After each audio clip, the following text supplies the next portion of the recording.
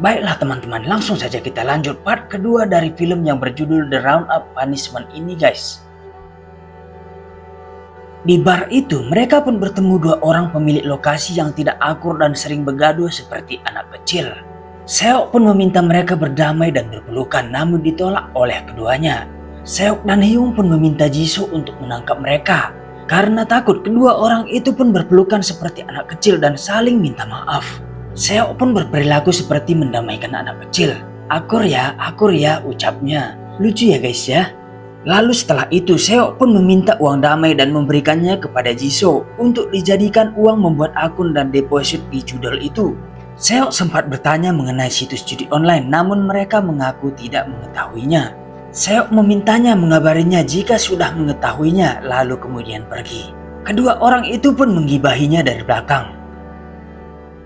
Ketua Baek kemudian menerima barang kiriman Ketua Jang di sebuah lokasi penyortiran barang bekas. Dia menelpon Jang memberitahu paket sudah dia terima, namun dividen dari bisnis sebelumnya belum dia terima. Sepertinya masalah sudah mulai muncul di antara mereka berdua. Baek terlihat sangat kesal. Namun Jang terlihat belum menyadarinya dan menganggap semuanya masih biasa.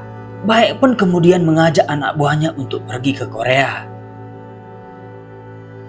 Terlihat juga Ketua Jang sepertinya dia ingin menjalankan bisnis kasino ini dengan Ketua Kwon yang sedang dia temui.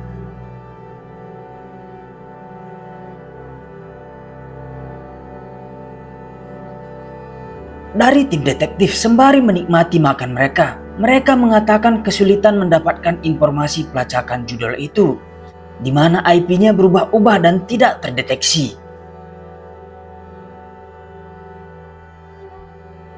Setelah itu Seok menemui seseorang pemilik tempat permainan seperti jackpot bernama Jang Yisoo. Kita sebut saja Yisoo.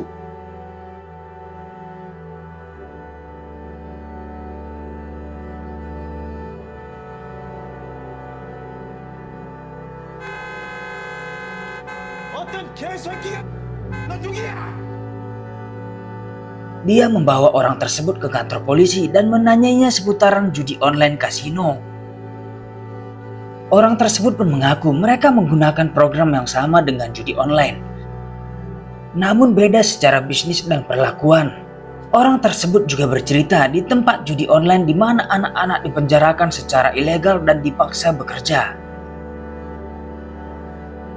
Mereka kemudian menanyai semua informasi judul tersebut, dan mereka menanyai alamat kasino yang dijalankan secara konvensional bukan online di Korea. Meski berbelit-belit, akhirnya mereka pun mendapatkan informasinya.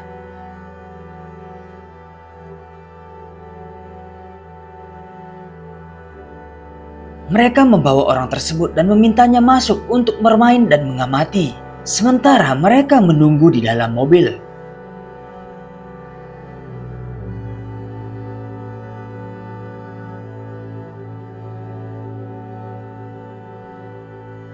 Di sana Yisoo berkata tempat ini sangat kecil dan membosankan.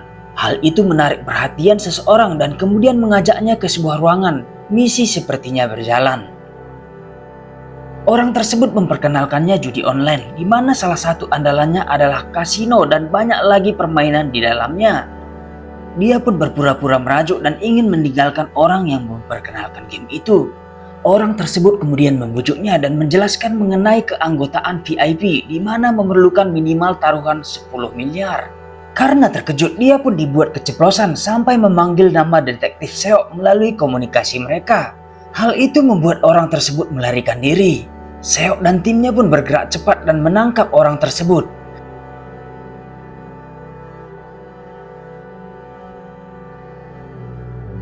Orang tersebut mengaku hanya seorang di bagian pemasaran dan tidak tahu secara teknis. Seok menakut-nakuti orang tersebut bahwa Yisoo yang di luar mobil adalah orang yang kejam. Dia akan menghabisimu jika kau kulepaskan sekarang, ucapnya. Jadi beritahu aku dan aku akan melindungimu, ucap Seok lagi.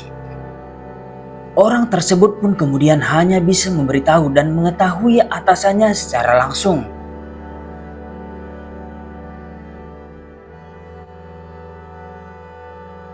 Dari informasi itu, mereka pun bergerak ke bandara dan mengikuti seseorang yang baru tiba.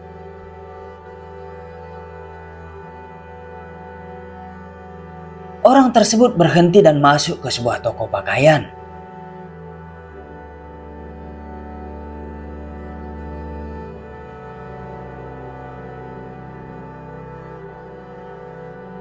Namun di sana kejar-kejaran pun terjadi karena dia sempat mendengar bahwa mereka polisi.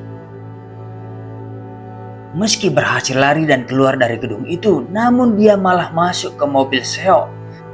Dia pun dibawa dari sana.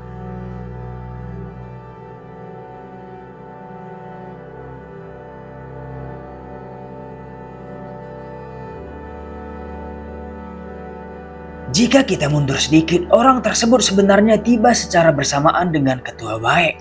Namun tidak ada yang mengetahui siapa Ketua Baek dan tidak mengenalinya juga. Ketua Baek pun pergi ke rumah mewah Ketua Jang. Awalnya Ketua Baek memberitahu Ketua Jang jika dia ingin melikuidasi seluruh sahamnya. Namun Ketua Jang membujuknya dan memberitahunya jika dia sedang menyiapkan sebuah rencana besar, di mana mereka sedang masuk ke mata uang kripto hingga ke arah pencucian uang. Dengan begitu mereka bisa menarik investor sebanyak mungkin dan setelahnya bisa menaikkan harga koinnya. Akhirnya Ketua Baek pun terlihat dulu dan dia menekankan agar Ketua Jang menepati janjinya.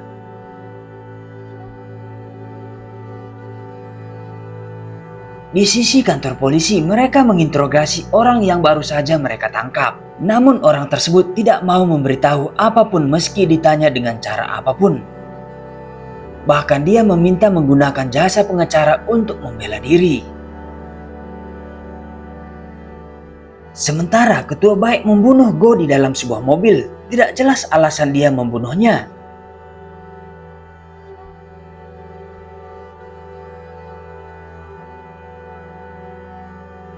Namun setelah itu dia memberitahu hal itu ke Jang. Jang berkata dia khawatir jika mereka akan mendapatkan masalah setelah itu. Ditambah lagi Choyo ditangkap oleh polisi. Dia khawatir dia akan membuka semua yang dia tahu di kantor polisi. Mendengar itu, wajah Ketua Baek pun langsung berubah dan mematikan telepon. Keesokan harinya, polisi diberitahu bahwa pengacara akan bertemu Choyo tepat di jam 3. Setelah itu, Ketua Baek membuat orderan makanan fiktif secara online dengan pengantaran di kantor polisi. Kehadiran para pengantar makanan itu membuat perhatian para polisi tertuju ke sana. Setelah itu, dia pun masuk ke ruang pertemuan menemui Choyo lalu kemudian mengirimnya ke surga.